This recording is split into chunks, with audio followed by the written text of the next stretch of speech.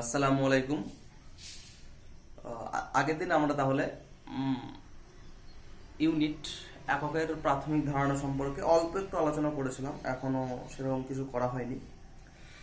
এবং সবচেয়ে একটা ভালো জিনিস একটু শিখেছিলাম কি, যে কোণ, অ্যাঙ্গেল, কোণের একক হচ্ছে রেডিয়ান, এবং এক রেডিয়ান কি করে হয় সেটা বলেছিলাম আর কি। এবং কোণ ইজ ইকুয়াল টু চাপ বাই ব্যাসার্ধ। ওকে, এবার দেখো আমরা আগের দিন কোণটা কি ছিল, কি জিনিস অ্যাকচুয়ালি কোণটা কি, এরকম দুটো লাইনের মধ্যে যে অ্যাঙ্গেল বানায় সেটা কোণ।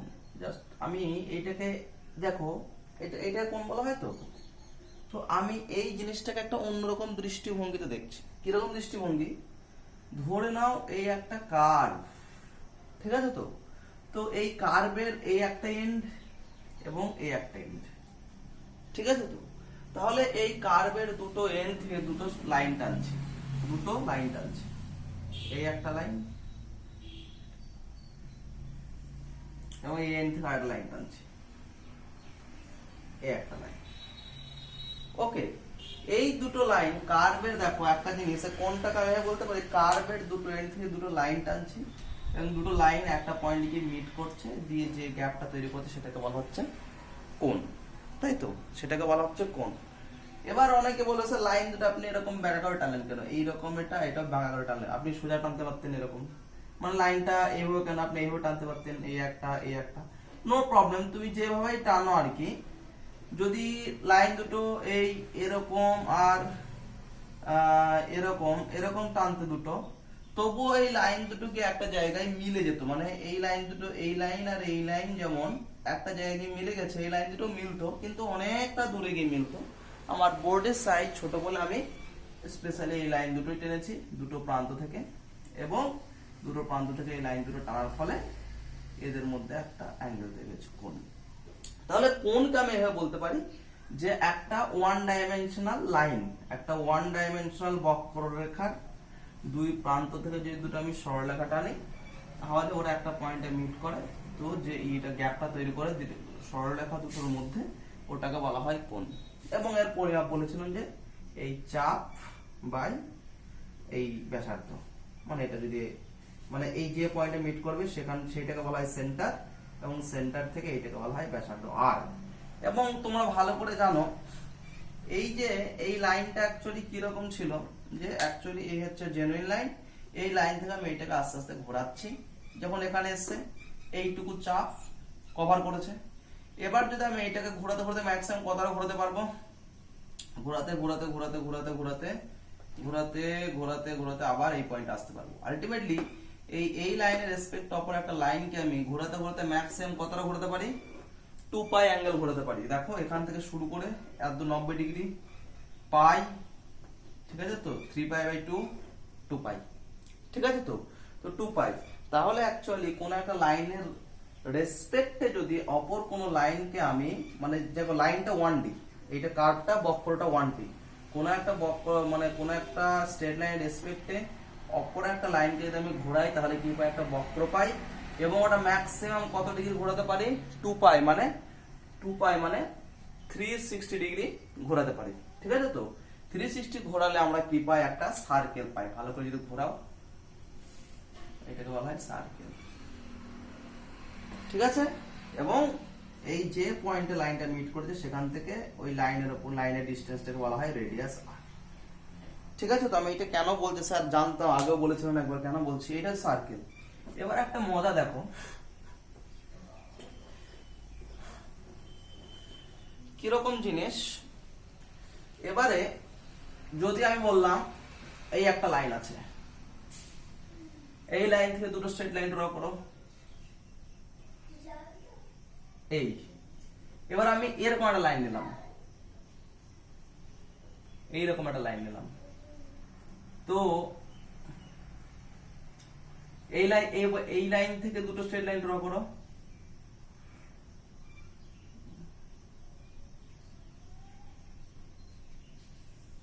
এই এরকম হলো।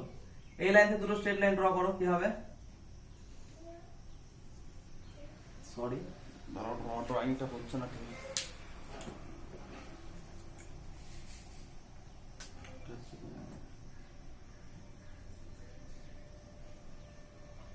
এই এবার আমি বলছি যে দুটো এই একটা কার্ভ বক্র, এখান থেকে যদি দুটো স্ট্রেট লাইন ড্র করি অ্যাঙ্গেল তৈরি হয়ে যেত।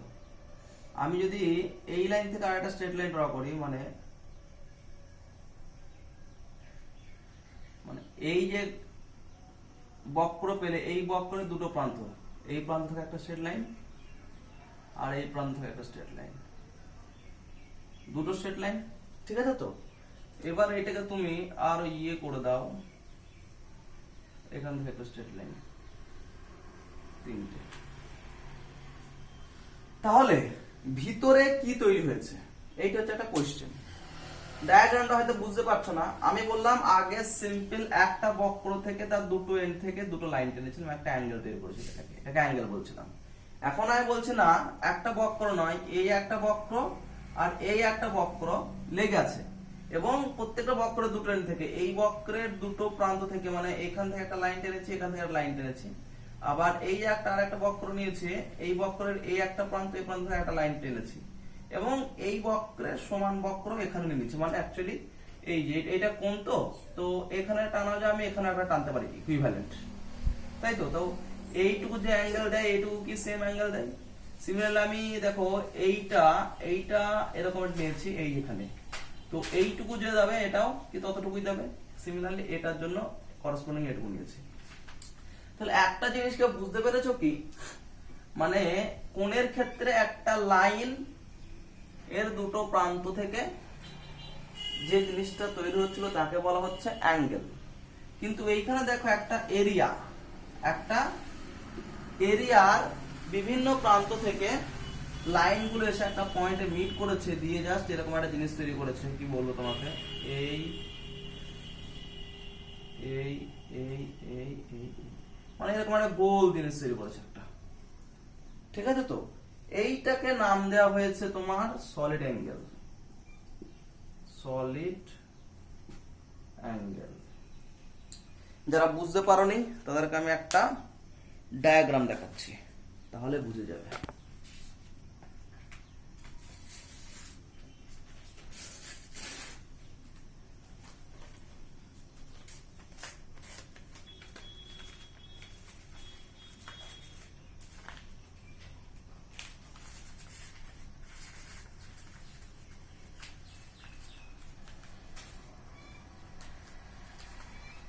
এই দেখো অ্যাঙ্গেলের ক্ষেত্রে জাস্ট একটা লাইন, যে দুটো স্ট্রেট একটা লাইনের দুই প্রান্ত থেকে দুটো লাইন ড্র করে যেটা বানাইছে সেটাকে বলা হয় অ্যাঙ্গেল। কিন্তু সলিড অ্যাঙ্গেল কি, দেখো এই যে এইটাকে দেখতে পাচ্ছ, তো এইটার উপরে এটা কি এরিয়া, এইটুকু যদি আমি এর উপর ঢেকে দিই, তাহলে আমার হাতের উপরে যেটুকু রয়েছে এটুকু কি এরিয়া। এই এরিয়া সেন্টার কোনটা, এটা। এই এরিয়া সেন্টারে যে জিনিসটা বানিয়েছে, এই যে এখানে দেখতে পাচ্ছ, এইখানে এই একটা জিনিস বানিয়েছে গোল, এটা কিন্তু দেখো 3 ডাইমেনশনে। এটা দেখো একটা গোল জিনিস বানিয়েছিল, এটা 1 ডাইমেনশনে। এখানে দেখো এখানে কি বানিয়েছে, 3 ডাইমেনশনে একটা গোল জিনিস বানিয়েছে, ঠিক আছে তো? এই 3 ডাইমেনশনে যে গোল জিনিসটা বানিয়েছে, এই গোল জিনিসটাকে বলা হচ্ছে সলিড অ্যাঙ্গেল বা ঘনকোণ, ঠিক আছে তো? তাহলে কোণ আর ঘনকোণের মধ্যে পার্থক্য হচ্ছে কি, যে কোণ তৈরি করে একটা বক্র এবং ঘনকোণ তৈরি করে একটা এরিয়া, মানে ক্ষেত্রফল একটা কি তৈরি করে, ঘনকোণ তৈরি করে আর কি। বোঝা গেল? তো অ্যাকচুয়ালি আমরা এই ঘনকোণের ভ্যালু বার করব, যে কোনো ছোট্ট পরিমাণ এরিয়া কত ঘনকোণ তৈরি করে সেটা আমরা বার করব, ঠিক আছে তো? দেখো আমি তোমাকে একটু আগে বললাম এইটাকে আমি ঘুরিয়ে ম্যাক্সিমাম কত ডিগ্রি অ্যাঙ্গেল ঘোরাতে পারি, 2 পাই, ঠিক আছে তো? এবার আমি বলেছিলাম এর উপর একটু আর একটা এরকম একটা কার্ভ নিয়েছিলাম, তাই তো? তো এই কার্ভটাকে ঘুরিয়ে কত অ্যাঙ্গেল বানাতে পারি, আবার কত, 2 পাই, তাই তো? তাহলে ঘনকোণের ম্যাক্সিমাম ভ্যালু কত, মানে কি দুটো কার্ভ ঘুরিয়ে তো আমি ঘনকোণ পাচ্ছিলাম, দুটো কার্ভ ঘুরিয়ে তো ঘনকোণ পাচ্ছিলাম। তো একটা কার্ভের জন্য 2 পাই, আর একটা কার্ভের জন্য আবার কত, 2 পাই। এবার ওই দুটো কার্ভ যদি আমি ঘোরাই, যেটা পাই সেটাকে আমরা বলি স্ফিয়ার বলি। উদাহরণস্বরূপ বলছি, তোমরা ছাতা দেখেছো তো? ছাতাটা ইনিশিয়ালি কিরকম থাকে, এরকম থাকে ছাতা, কেউ যদি না ফোটাও। তারপর দেখো ছাতা এরকম আছে, তো তো ছাতার তুমি এই বরাবর একটা লাইন ড্র করো, ঠিক আছে, আর এই বরাবর একটা মানে লম্বা লম্বি এই বরাবর একটা লাইন নাও আর এই বরাবর একটা লাইন নাও, ঠিক আছে। তো এবার ছাতাটা যখন ফোটাবে, ফোটাতে ফোটাতে কি এইটা আস্তে আস্তে বাড়বে, দিয়ে কার্ভটা কি ছাতার পুরো এরকম ফ্ল্যাট হয়ে যাবে।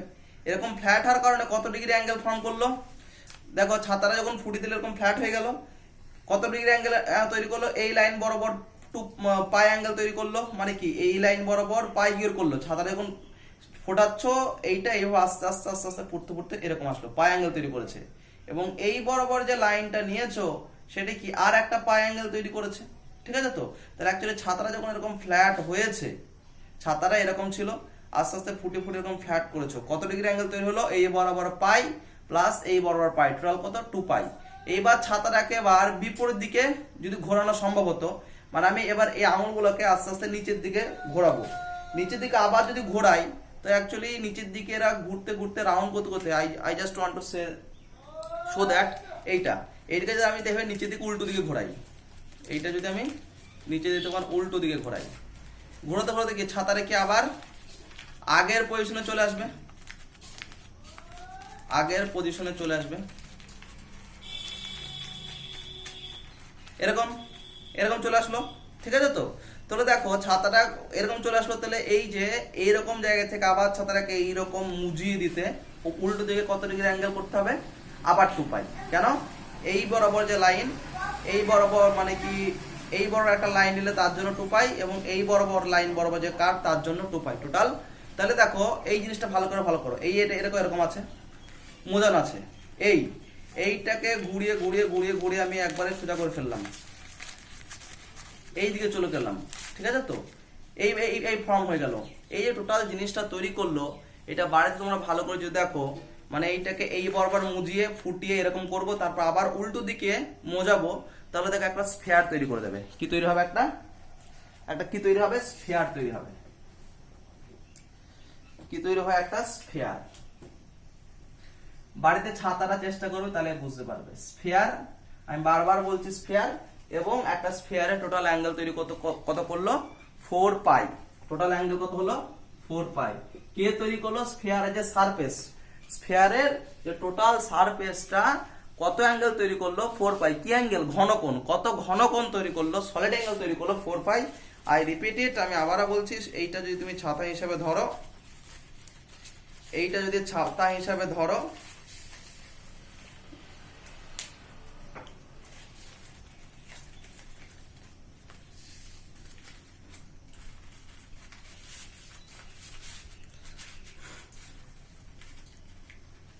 এই যে এইটা যদি তুমি ছাতা হিসেবে ধরো, তাহলে এইটুকু এরিয়া আছে।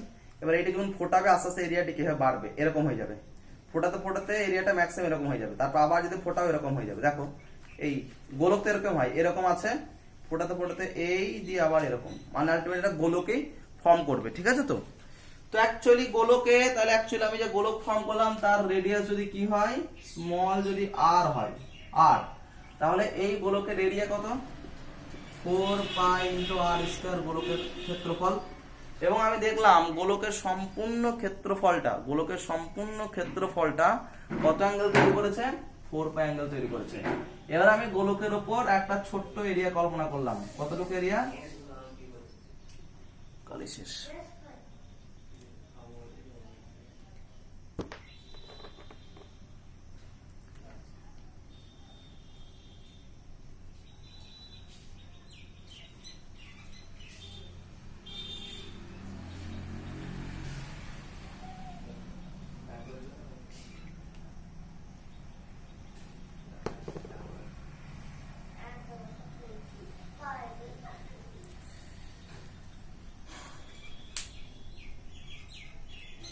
দেখো এইবার এই গোলকের যে ক্ষেত্রফল রয়েছে, গোলকের সারফেস ক্ষেত্রফল যেটা রয়েছে,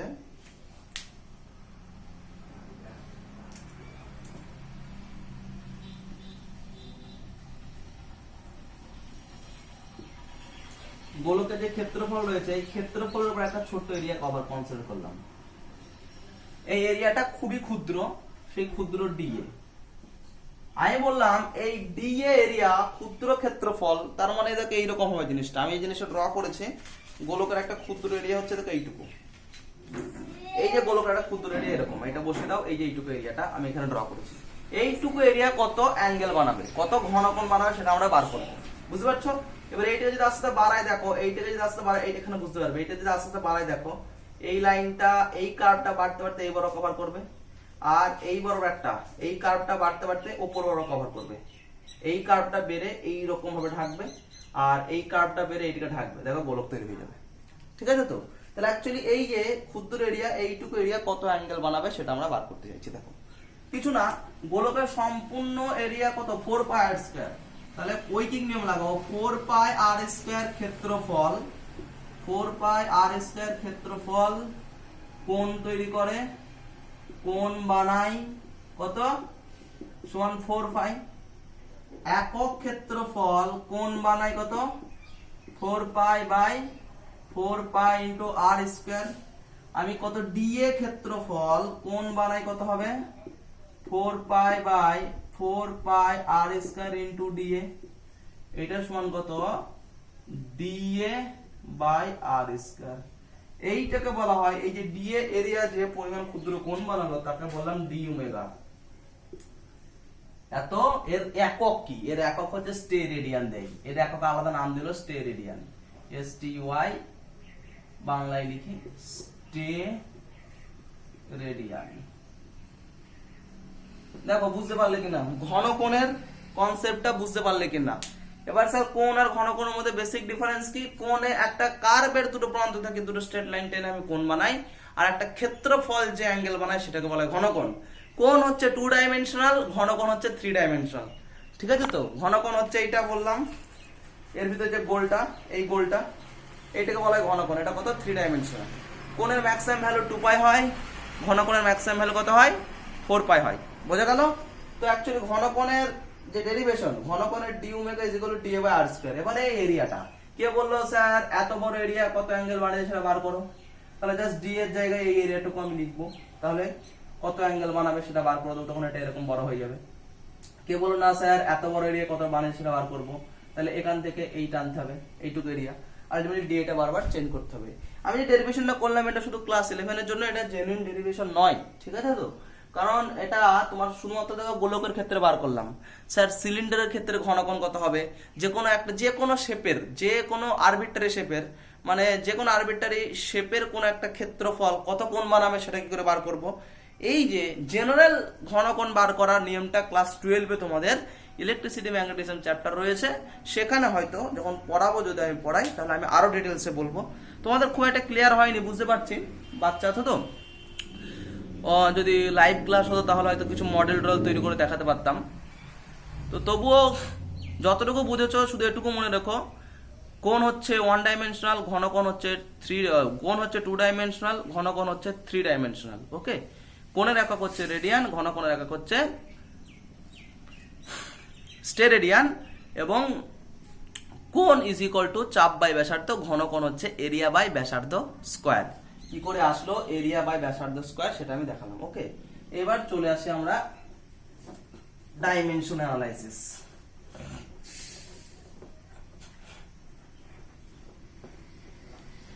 দেখো আমাদের প্রকৃতিতে আমরা টোটাল 7টা কি হয় প্রাথমিক বা বেসিক কোয়ান্টিটি, মানে প্রাথমিক ভৌত রাশি হিসাবে কনসিডার করি। তার মধ্যে 3টে বহুল প্রচলিত আছে, তোমরা 3টের সঙ্গে খুবই প্রচলিত রয়েছে, এই জন্য আগের ক্লাসে 3টেই বলেছিলাম, কি ভর, দৈর্ঘ্য এবং সময়। 7টার মধ্যে একটা হচ্ছে কি তোমার ভর, ব্র্যাকেট হচ্ছে কি যে মাস, 2 নম্বর হচ্ছে কি যে দৈর্ঘ্য, ব্র্যাকেট হচ্ছে কি যে লেন্থ, LENGTH। ইংলিশ টার্ম গুলো মনে রেখো, সবাইকে পরবর্তীকালে হয় অনার্স করতে হবে, না হলে মেডিকেল পড়তে হবে, তাহলে তখন ইংরেজিতেই আছে সব, বাংলাতে কিচ্ছু নেই। এই যে ভরকে মাস হিসেবে পড়তে হবে, তো এখন থেকে মাস এইগুলো মাথায় ঢুকিয়ে নাও। ইংলিশ দেখে ভয় পেও না, কারণ এইচএস এর পর কোনো জায়গায় কিচ্ছু ইংলিশ মিডিয়ামে বাংলায় পড়ানো হয় না, সব ইংলিশ মিডিয়ামে পড়ানো হয়। তো তুমি এখন থেকে এইগুলো সব ইংলিশে পড়ে রাখার চেষ্টা করো। 3 নম্বর কি সময়, ব্র্যাকেট হচ্ছে টাইম, ওকে, এই তিনটা হচ্ছে তোমরা পরিচিত আর কি প্রাথমিক একক হিসাবে। তারপর আরো রয়েছে 4 নম্বর হচ্ছে কি যে কারেন্ট বা বিদ্যুৎ। বিদ্যুৎ, ঠিক আছে তো, বিদ্যুৎ এটা বলে কারেন্ট, এটাও কেউ শুনেছ। 5 নাম্বার হচ্ছে কি যে তোমার কেলভিন উষ্ণতা। কেলভিন উষ্ণতা, উষ্ণতা এটাকে বলা হয় Kelvin temperature. Kelvin temperature, temperature. 6 number হচ্ছে কি যে দীপন প্রাবল্য। দীপন প্রাবল্য। 7 নাম্বার হচ্ছে কি যে তোমার মোল। এটা দিয়ে মাস করা হয়, মোল। মোল, এটাকে মোল লিখলাম। এটাকে মানে ভরের একক হিসেবে ব্যবহার করা হয়। তো হচ্ছে তোমার এই হচ্ছে 7টা প্রাথমিক একক, এবং এই 7টা প্রাথমিক একক দিয়ে ফিজিক্সের অন্য যে কোনো, এই 7টা হচ্ছে প্রাথমিক ভৌত রাশি, এবং এই 7টা ভৌত রাশি দিয়ে ফিজিক্সে অন্য যে কোনো ভৌত রাশি আমরা গঠন করতে পারি, ঠিক আছে তো। কিন্তু সমস্যা হলো এই 7 জনের নাম বই তো বারবার লিখতে হবে। ধরো না একটা ভৌত রাশির একক হচ্ছে ভর ইন্টু দৈর্ঘ্য ইন্টু সময়, তাহলে কি লিখতে হবে ওই ভৌত রাশি সমান mass into length into time. কত বড় হয় বলো তো? এত বড় হবে, বইগুলোর সাইজ প্রচুর বড় হয়ে যাবে। তো আমি এই বইয়ে বারবার ভরকে মাস না লিখে সায়েন্টিস্টরা বললো আমরা কিছু সংকেত বা সিম্বল ব্যবহার করব, ঠিক আছে তো। সেই সিম্বল গুলো লিখবো, তাহলে আমাদেরকে এক একটা কোয়ান্টিটির জন্য, এক একটা প্রাথমিক কোয়ান্টিটির জন্য যদি আমি এক একটা লেটার ইউজ করি, ঠিক আছে তো, তাহলে আমার লিখতে খুব সুবিধা হবে এবং বইগুলোর সাইজও ছোট হবে, সব দিক দিয়ে একটু সুবিধাজনক ভাবে আমরা ব্যবহার করতে পারবো। এই জন্য বললো মাসকে আমরা সবসময় ক্যাপিটাল এম দ্বারা লিখবো বইয়ে, ঠিক আছে তো। লেন্থ কে লিখবো ক্যাপিটাল এল, টাইম কে লিখবো ক্যাপিটাল টি, কারেন্ট কে লিখবো ক্যাপিটাল আই, কেলভিন উষ্ণতাকে লিখবো, কেলভিন উষ্ণতাকে লিখবো তোমার ক্যাপিটাল কে, ঠিক আছে তো। দীপন প্রাবল্যকে লিখবো স্মল সি স্মল ডি, মোল কে লিখবো এম ও এল, এটাই লেখা হয়। দেখো এত বড় বড় নামগুলো না লিখে আমি যদি এইগুলো লিখি, ওরা একটা সিম্বল তৈরি করলো বলে এইগুলোর বদলে এইগুলো লিখবে, অনেক ইজি হিসেবে আমি যে কোনো বই লিখতে পারবো, আমার সবকিছু সুবিধা হবে, ঠিক আছে তো। এইবার বলছে কি যে এইগুলো হয়েছে, এই হচ্ছে বেসিক হচ্ছে 7টা ভৌত রাশি। এবার তুমি জানো আমি বলছি একটা ভৌত রাশি ধরে নাও ক্ষেত্রফল বললাম। ক্ষেত্রফল সমান কি লেন্থ ইন্টু ব্রেথ, তাই তো, মানে দৈর্ঘ্য ইন্টু প্রস্থ, দৈর্ঘ্য ইন্টু প্রস্থ। দেখো প্রস্থ কিসে মাপা হয়, ওটাও সেন্টিমিটার বা মিটারে, দৈর্ঘ্য কিসে মাপা হয়, ওটাও সেন্টিমিটার ইন্টু মিটারে, তাহলে এটাও লেন্থ এটাও লেন্থ। আমি বলেছিলাম যে কোনো দৈর্ঘ্য মানে অ্যাকচুয়ালি দৈর্ঘ্য প্রস্থ মানে একই তো, আয়তক্ষেত্রের বড় বড়টা দৈর্ঘ্য বলে এটা প্রস্থ, কিন্তু দুটো তো দৈর্ঘ্য, এটা এক ধরনের দৈর্ঘ্য এটা এক ধরনের দৈর্ঘ্য। তাহলে আমি এর বদলে কি লিখতে পারি, এল লিখতে পারি, ইন্টু এর বদলে এল লিখতে পারি, তাহলে এল ইন্টু এল কত হলো এল স্কয়ার, ঠিক আছে তো। তাহলে এই একটা ভৌত রাশি, এই ভৌত রাশিটা প্রাথমিক কি প্রাথমিক ভৌত রাশি না, প্রাথমিক ভৌত রাশি নয়, এটা হচ্ছে লব্ধ ভৌত রাশি। এই ভৌত রাশি কোন কোন প্রাথমিক ভৌত রাশি দিয়ে গঠিত, এক দুটো দৈর্ঘ্য দিয়ে গঠিত। তাহলে ক্ষেত্রফল সমান আমি এল স্কয়ার লিখতে পারি।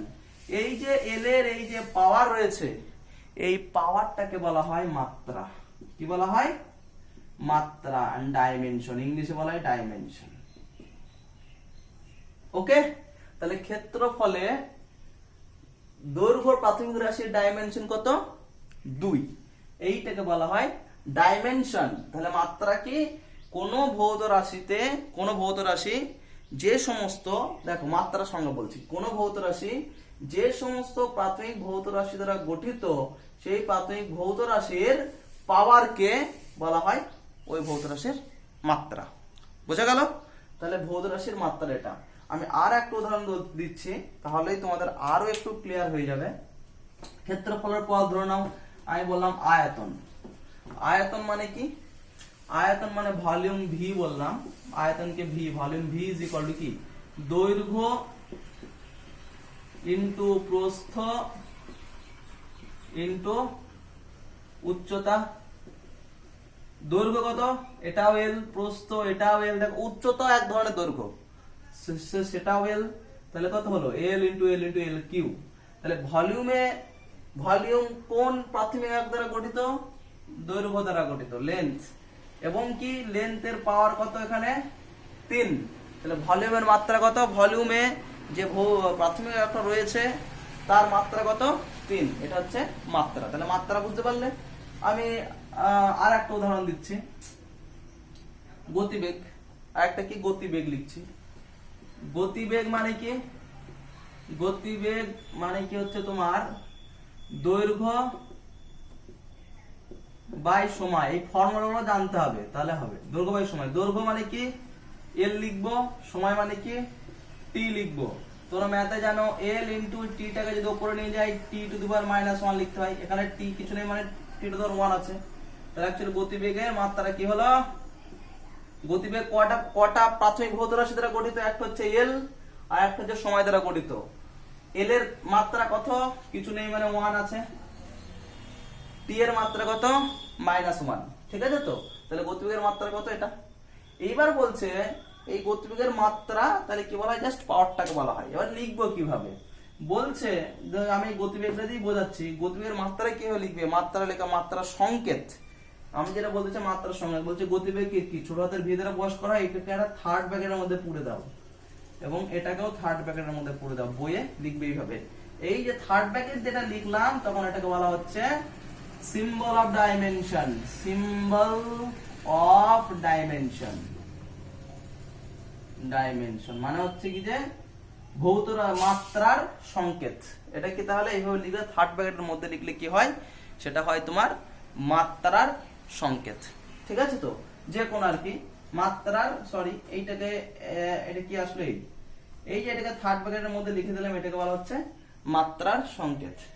এই যে actually L t to the পাওয়ার -1 হলো, এইটাকে যখনই থার্ড ব্র্যাকেটে লিখে দিলাম তখন এগুলো মাত্রার সংকেত, মানে মাত্রাকে এইভাবে প্রকাশ করা হয়, ঠিক আছে তো। এবার যখন এটা কার মাত্রা, ভেলোসিটি, এই দিকে ইকুয়াল দি ভি দিয়ে ব্র্যাকেটে লিখে দিলাম, ব্যাস দেখো একটা ইকুয়েশন পাওনি, এইটাকে বলা হয় ইকুয়েশন অফ দা ডাইমেনশন। মানে কি বাম দিকে যে আছে তার যা মাত্রা হবে ডান দিকে যে আছে তার মাত্রা সেম হবে, এটাকে বলা হয় ইকুয়েশন অফ ডাইমেনশন। তাহলে তিনটে জিনিস শিখলাম, মাত্রা কাকে বলে, যে ঘাত বা পাওয়ার আছে সেটাকে বলা হয় মাত্রা, যদি থার্ড ব্র্যাকেটের মধ্যে ওটাকে লিখে এইটুকুকে তাহলে ওটাকে বলা হয় মাত্রা সংকেত, বইয়ে কিন্তু এইভাবে লেখা হয়। আর কি যদি মানে যে যার মাত্রা তাকে বাম দিকে ইকুয়াল দিয়ে লিখে দেবো, তাহলে যেটা একটা ইকুয়েশন পাবো, এই ইকুয়েশনটাকে বলা হয় ইকুয়েশন অফ দ্য ডাইমেনশন, মাত্রার সমীকরণ বলা হয়, ঠিক আছে তো। এবার স্যার আপনি কেন এগুলো করলেন, দেখো এখনো কি কেন বুঝতে পারছো না কেন করলাম, অ্যাটলিস্ট এটুকু তো ধারণা হয়েছে যে কোনো অন্যান্য ভৌত রাশিকে আমি খুব শর্টকাটে শর্ট ফর্মে লিখতে পাচ্ছি, 1 নম্বর কথা। 2 নম্বর কথা, যে কোনো ভৌত রাশির একক আমি জাস্ট যোগ, গুণ আর ভাগ করে আমি প্রাথমিক একগুলোর ফর্মে লিখতে পাচ্ছি। দেখো গতিবেগকে লিখলাম একটু, ক্ষেত্রফলকে লিখলাম এল কিউ, তার আগে সরি আয়তনকে লিখলাম এল কিউ, তার আগে লিখলাম ক্ষেত্রফলকে লিখলাম এল। তো এটুকু বুঝতে পারছো কি যে আমি অনেকটা সহজ হয়ে যাচ্ছে আমার, যে কোনো মানে 1000টা তো ভৌত রাশি আছে, প্রত্যেকটা ভৌত রাশিকে আমি 60টার মাধ্যমে তৈরি করতে পারছি। আপাতত এই 3টেই ব্যবহার হচ্ছে, তোমরা 11 আপাতত 3টের মাধ্যমে ম্যাক্সিমাম গুলো তৈরি করতে পারবে, ঠিক আছে তো। তো অ্যাকচুয়ালি এই হলো মাত্রার সংকেত। এবার আমরা কয়েকটা ভৌত রাশির মাত্রা নির্ণয় করা শেখাবো তোমাদেরকে, কিভাবে মাত্রা নির্ণয় করতে হয়। দেখো মাত্রা নির্ণয় করতে গেলে তোমাকে ফার্স্ট অফ অল যে ভৌত রাশি মাত্রা তুমি বার করবে সেই ভৌত রাশির হয় সংজ্ঞা জানতে হবে, নাহলে সেই ভৌত রাশির সমীকরণ জানতে হবে। কিরকম, আমি জাস্ট তোমাকে বলছি, যেমন বলের মাত্রা বার করতে চাইছে স্যার, কি করতে চাইছো, বলের মাত্রা বার করতে চাইছো, তোমাকে বললো, তাহলে আমি তোমাকে বলবো বলের মাত্রা যদি বার করতে চাই, বলবো আচ্ছা বলের কোনো একটা সংজ্ঞা দাও, বলের সংজ্ঞা জানো, বলের সমীকরণ বলো। তোমরা বলে হ্যাঁ স্যার নিউটন কথা শিখেছি, কি শিখেছো, force is equal to mass into acceleration, বল ইকুয়াল টু ভর ইনটু ত্বরণ, ঠিক আছে তো। এবার ঠিক আছে স্যার, তাহলে আমি বলের মাত্রা বার করবো, মাত্রা যখনই বার করবো তাহলে কি এফ এ মাত্রা সংখ্যা দিয়ে দিলাম, এবার কি মাস, মাসের মাত্রা কি m লিখে দিলে, ইনটু এটা কি অ্যাক্সেলারেশন, অ্যাক্সেলারেশন মানে কি a ত্বরণ, ত্বরণ মানে কি, ত্বরণের আবার কি জানতে হবে সমীকরণ কিংবা সংজ্ঞা, ত্বরণ মানে কি v বাই t, ঠিক আছে তো, মানে কি কতক্ষণ যাবে কতক্ষণ ভাঙবে ত্বরণ। দেখো মাস, ফোর্সের আমি ডাইমেনশন বার করতে চাইছি, মাস কি প্রাথমিক লেখার ভাঙা দরকার নাই, মাসের ডাইরেক্ট ডাইমেনশন বসে দিলাম। তারপরে কি আছে ত্বরণ, ত্বরণটা কি প্রাথমিক ভৌত রাশি নয় লব্ধ ভৌত রাশি, তাহলে ত্বরণ কাকে খুঁজতে হবে যে কোন কোন প্রাথমিক ভৌত রাশিতে গঠিত। ত্বরণ মানে কি v বাই t, এখানে কি t টা কি পেয়েছি প্রাথমিক ভৌত রাশি, তাহলে 1 বাই t রেখে দাও, ইনটু v টা কি, v টা তো প্রাথমিক ভৌত রাশি নয়, তাহলে v টাকে দেখতে হবে কোন ভৌত রাশি দ্বারা গঠিত। v মানে কি সময় বাই দৈর্ঘ্য বাই সময়, দৈর্ঘ্য বাই সময় মানে কি l বাই t, ঠিক আছে তো। তাহলে a এর মাত্রা কত হলো l into t to the power minus 2, দেখো t ইনটু t মানে t square, 1 by t square যদি উপরে উঠে যায় t to the power minus 2 হয় a, তাহলে a এর মাত্রা কত হবে, এটাকে ব্র্যাকেট দিয়ে দাও, তাহলে এর জায়গায় কি লিখবে l t to the power minus 2, তার মানে f এর মাত্রা কত হলো m l t to the power minus 2, এই ব্র্যাকেট উঠে দিতে পারছে, দুটো ব্র্যাকেট, হ্যাঁ যখন মাত্রা লিখবে এবার গুণ করে দুটো ব্র্যাকেট আলাদা উঠে যাবে, বোঝা গেল। দেখো ফোর্সের মানে বলের মাত্রা আমি সুন্দরভাবে বার করতে পারলাম, বোঝা গেল। এবার তুমি যে কোনো ভৌত রাশির মাত্রা বার করতে পারবে, মনে রাখতে হবে ওই ভৌত রাশির যে ভৌত রাশির মাত্রা তুমি বার করবে তার হচ্ছে কি তোমার ইয়ে করতে হবে, সমীকরণটা তোমাকে জানতে হবে, ওকে।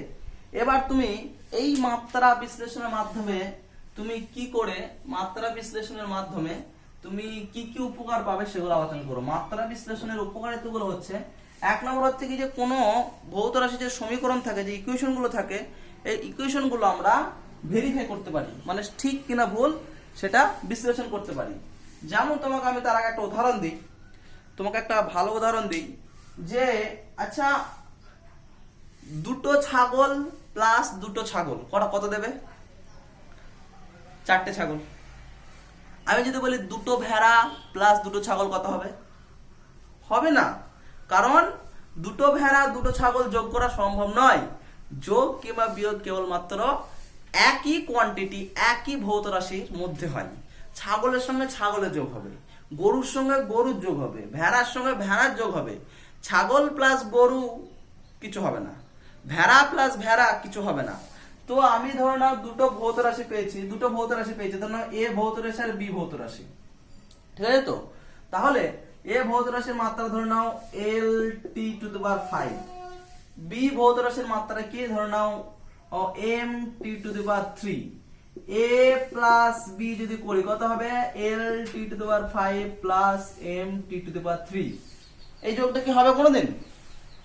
কোনোদিন হবে না, কারণ কি এ একটা আলাদা ভৌত রাশি, বি একটা আলাদা ভৌত রাশি, এই যোগ করে আমি কি পাবো, কিছুই তো পাবো না, তাহলে এরকম যোগ কোনোদিন হবে না। কিন্তু যদি এরকম হতো এ আর বি দুটো সেম ভৌত রাশি, এও ভর, তাহলে কি এর ডাইমেনশন এ কি হতো m হতো, এটা কি হতো m হতো, তখন যদি আমি a প্লাস বি করি কি হতো m প্লাস m, ঠিক আছে তো, তখন যোগটা সম্ভব হবে। তার মানে যোগটা সম্ভব হবে, যোগ যদি সম্ভব হয় মানে মাত্রাদের মধ্যে যোগ সম্ভব হবে। তাহলে আমি কোনো ভৌত রাশিকে দুটো ভৌত রাশির যোগ হিসাবে লিখতে পারি, তখনই যদি প্রত্যেকটা যে দুটো ভৌত রাশির যোগ হিসাবে লিখতে পারছি ওই দুটো ভৌত রাশি সেম ভৌত রাশি হয়, আলাদা ভৌত রাশি হলে ওদের যোগ সম্ভব নয়, আলাদা ভৌত রাশি হলে ওদের যোগ কোনোদিন সম্ভব নয়। আবার একটা মজার জিনিস যে ছাগল প্লাস ছাগল, এটা ধরো ছাগল প্লাস ছাগল কি দেবে, ছাগল দেবে, তার মানে কি এর যা মাত্রা হবে এর মাত্রা যা হবে এর মাত্রা তাই হবে, কারণ কি এটা ছাগলের মাত্রা একটা ভৌত রাশি একটা মাত্রা হবে, এটাও ছাগল এর মাত্রা তাই হবে। তাহলে কি ছাগল যোগ করে কি ছাগলে দিয়ে পাবো, তাহলে এর যে মাত্রা মানে কি ইকুয়েশনের বাম দিকে যার এ যে থাকবে এর যে মাত্রা হবে প্রত্যেকের মাত্রা কি হবে সেম হবে, ঠিক আছে তো। এইভাবে আমি যে কোনো ইকুয়েশনে কি করে ভেরিফাই করব, আমি ধরো এরকম একটা ইকুয়েশন পাচ্ছি a = c + d, তো ইকুয়েশনটা ঠিক আছে কি ভুল আছে কিভাবে দেখবো, প্রথমে আমি কি c এর মাত্রা বার করব, তারপর d এর মাত্রা বার করব, সি এর মাত্রা যদি ডি এর মাত্রা সমান হয় এই দিকটা ঠিক আছে, যদি সি এর মাত্রা ডি এর মাত্রা সমান না হয় তাহলে কি এই দিকটা ঠিক নাই। এবার আমি বাম দিকের এই কোয়ান্টিটিটার মাত্রা বার করব। এই বাম দিকের কোয়ান্টিটিটা যদি সি এর মাত্রার সঙ্গে সমান হয় অথবা ডি এর মাত্রার সঙ্গে সমান হয় তাহলে বলবো ইকুয়েশনটা ঠিক আছে। আর যদি বাম দিকের কোয়ান্টিটিটা মাত্রা সি কিংবা ডি কারোর সঙ্গে সমান না হয় তাহলে ইকুয়েশন ভুল আছে, অথবা সি এর মাত্রা যদি ডি এর মাত্রার সঙ্গে আলাদা হয়ে যায় তাহলে কি ইকুয়েশন ভুল আছে, মানে কি ম্যাচ করবে না, কারণ সমান ভৌত রাশিকে কেবলমাত্র যোগ করা সম্ভব হয়। এখানে যোগের না জায়গায় বিয়োগ থাকলেও কোনো সমস্যা নেই, বিয়োগও থাকতে পারে, কিন্তু অবশ্যই বিয়োগ করলে তো ছাগলের সঙ্গে ছাগলে বিয়োগ হয়, বুঝতে পারলে? তো আমি দেখো তাহলে যে কোনো ইকুয়েশনের সত্যতা যাচাই করতে পারি। আমি একটা উদাহরণ তোমাকে দিচ্ছি কি করে সত্যতা যাচাই করব। আমরা জানি এস সমান, তোমরা খুব ভালো একটা ইকুয়েশন জানো, u t plus half of a t square. হয়তো ইকুয়েশনটা তোমাদের পড়া হয়ে গেছে। এই ইকুয়েশনের সত্যতা আমরা যাচাই করব। প্রথমে বাম দিকে কি আছে, এস আছে, এস এর ডাইমেনশন, এস মানে কি এখানে ডিসপ্লেসমেন্ট মানে সরণ, সরণ মানে কি দৈর্ঘ্য হয়, সরণ কি বলা না 4 মিটার সরণ, 5 মিটার সরণ দৈর্ঘ্য। এস এর মাত্রা কি হবে, এল হবে, ওই 7টা প্রাথমিক মাত্রা মুখস্থ করতে হবে, এল হয়ে গেল। এবার তারপর এখানে কি আছে, ইউটি আছে, ইউটির মাত্রা বার করব। দেখো ইউ মানে কি বেগ, বেগের মাত্রা কি, বেগ মানে হচ্ছে সময়, দৈর্ঘ্য বাই সময়, দৈর্ঘ্য মানে কি এল, সময় মানে কি টি, তাহলে কি এল টি টু দি পাওয়ার -1, তাহলে বেগের মাত্রা জায়গায় এল t to the power -1 into গুণ আকারে কি আছে, টাইম আছে, টাইমের মাত্রা কি টি। তাহলে অ্যাকচুয়ালি যদি আমি এটাকে গুণ ভাগ করি, এল ইনটু দেখো ঘাত যোগ হয়, এর পাওয়ার কিছু নেই মানে 1 আছে, তাহলে এল t to the power -1 plus 1, তার মানে এটা হচ্ছে তোমার l t to the power 0, something to the power 0 মানে 1, তাহলে মানে কি এল। তাহলে কি হলো, ইউটির মাত্রা কি হলো, এল হলো। তারপর কি আছে, half of a t square. এই যে কনস্ট্যান্ট গুলো রয়েছে, কনস্ট্যান্ট গুলো ডাইমেনশনলেস, কনস্ট্যান্টের কোনো ডাইমেনশন থাকে না। আমি বলতে ভুলে গেছিলাম, কনস্ট্যান্টের কোনো রকম ডাইমেনশন থাকে না। কেন থাকে না তোমাকে আমি যেমন বলছি আর কি, তোমাকে একটা উদাহরণ দিচ্ছি, খুবই ভালো উদাহরণ, আপেক্ষিক ভর বা আপেক্ষিক আয়তন।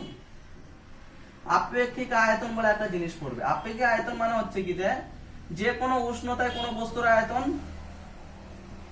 বাই 4 ডিগ্রি সেন্টিগ্রেড উষ্ণতায় জলের আয়তন। মানে আপেক্ষিক আয়তন মানে কি, যে কোনো উষ্ণতায় জলের আয়তন বাই 4 ডিগ্রি সেন্টিগ্রেড উষ্ণতায় জলের আয়তন। দেখো উপরটা কি আছে, আয়তন মানে কি এল কিউ, ঠিক আছে? তো নিচে 4 ডিগ্রি সেন্টিগ্রেড উষ্ণতায় জলের আয়তন, তো আয়তন 10 ডিগ্রি সেন্টিগ্রেড উষ্ণতায়ও সেই এল কিউ হয়, 4 ডিগ্রি সেন্টিগ্রেড উষ্ণতায়ও সেই এল কিউই হবে। আয়তন মানে আয়তন, তো এল কিউ কেটে কত থাকবে, 1 থাকবে। আপেক্ষিক আয়তন, জলের আপেক্ষিক আয়তন বা হচ্ছে তোমার একটা ভৌত রাশি, কিন্তু এর মাত্রা কত, 1 হয়ে গেল। মানে যে সমস্ত ভৌত রাশি দুটো সেম প্রাথমিক ভৌত রাশির অনুপাত, যে সমস্ত ভৌত রাশি দুটো সেম ভৌত রাশির অনুপাত হয় তাদের মাত্রা হয় 0 বা 1। এই তো মাত্রা 0, মাত্রা হচ্ছে 0, এই জন্য আমি টি টু দি টি এর মাত্রা কত 0, সামথিং টু দি পাওয়ার 0 মানে কি তোমরা জানো 1, তাহলে কি এই জন্য ইউটির মাত্রা হলো এল। আর একটা টার্ম কি পড়েছে, যে কনস্ট্যান্ট বলেছিলাম, এর মাত্রা 0 বার করা দরকার নেই, মানে কি 0 মানে কি 1 হয়ে যাবে। এই তো হাফ টু দি পাওয়ার 0 মানে কি 1 হয়ে যাবে, হাফের মাত্রা কি 0, তো তাহলে হাফ টু দি পাওয়ার 1, আমি জাস্ট বারই করি তোমাকে বলছি। এবার half of a t square মাত্রা বার করব, ঠিক আছে? তো half of a t square মাত্রা যদি বার করে দেখো কি হবে, কি হবে বলো তো, কি হবে? দেখো হাফের মাত্রা কি 0, হাফের মাত্রা কি 0 বললাম, এখনই কনস্ট্যান্টের মাত্রা 0। এর মাত্রা কি, এর মাত্রা একটুকে বার করলাম, দেখো এল t to the power -2 into টি এর মাত্রা কি টি স্কয়ার আছে, টি স্কয়ার আছে, টি স্কয়ার মানে হচ্ছে তোমার টি ইনটু টি, মানে এরও টি স্কয়ার হবে, তাহলে টি স্কয়ার। দেখো হাফের মাত্রা হাফ টু দি পাওয়ার 0 মানে 1 ইনটু এল, দেখো t to the power -2 into t square, দেখো যোগ করো -2 প্লাস 2 মানে টি টু দি পাওয়ার আবার 0 হয়ে যাবে, মানে টি এর মাত্রা আবার 0 হয়ে যাবে, জাস্ট পড়ে থাকবে এল। তাহলে যদি দেখো half of a t square মাত্রা কত, half of a t square মাত্রা হচ্ছে এল। তাহলে এবার চলে আসি ভেরিফাই করে ঠিকঠাক হলো কিনা আমার। ভালো করে দেখো, এস এর মাত্রা বার করেছি কি হয়েছে এল, গুড। ইউটির মাত্রা কি বার করেছি, এটা হচ্ছে কই এল টি টু দি পাওয়ার 0 মানে হচ্ছে এল, ইউটির মাত্রা হচ্ছে এল, ঠিক আছে। তারপর কি এ টি স্কয়ার মাত্রা এল, দেখো এর মাত্রা এল, এর মাত্রা এল, তাহলে এদের মধ্যে যোগ সম্ভব, এই দিকটা ঠিক আছে। এটাকে যোগ করে যে কোয়ান্টিটি পাবো তার মাত্রা হয় এর সমান হবে, না হলে এর সমান হবে। এটাকে যোগ করে এর মাত্রা এল, তাহলে এর মাত্রা এল, এর দুটো যোগ করে যে কোয়ান্টিটি পাবো তার মাত্রা এল হতে হবে, তার এস তার মাত্রা এল। আমার ইকুয়েশন কি আছে, ঠিক আছে, ইকুয়েশন ঠিক আছে। ইকুয়েশন কি ভুল আছে? ইকুয়েশন তোমার একদম কারেক্ট রয়েছে। এই হচ্ছে, এবার দেখো হলো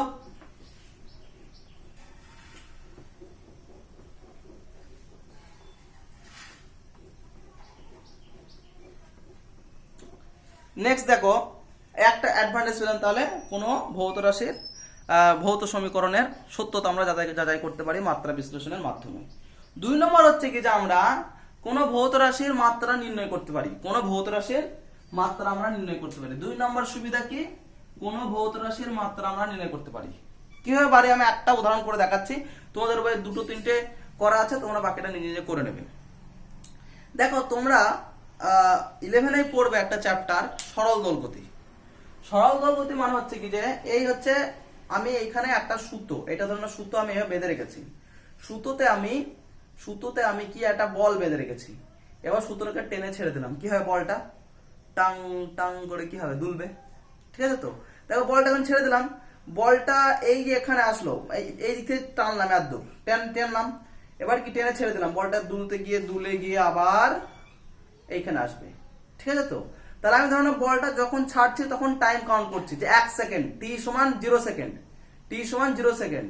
তারপর বলটা ছেড়ে দিলাম, ছেড়ে দিয়ে এই গিয়ে আবার যখন এখানে আসলো টাইমটা বললাম 5 সেকেন্ড, তাহলে টাইমটা 5 সেকেন্ড, তাহলে টাইম ডিফারেন্স কত হলো 5 - 0 5। তার মানে বলটা তার যেখান থেকে ছেড়েছিলাম সেখানে আবার ফিরে আসছে, কত টাইম নিল 5 সেকেন্ড। এইটাকে বলা হয় টাইম পিরিয়ড, মানে বলটা যে সময়ে তার ঠিক আগের পজিশনে আবার ফিরে আসবে সেটাকে বলা হয় টাইম পিরিয়ড। ওকে, এই সুতোর লেন্থ যদি কি হয় এল হয়, এই সুতোর লেন্থ যদি এল হয় এবং যে বলটা ঝুলিয়েছি তার ভর যদি এম হয়, ছোট হাতের এম, আমি জানি না আমি এল আর এম কেন ধরছি, এই সুতোর লেন্থ কত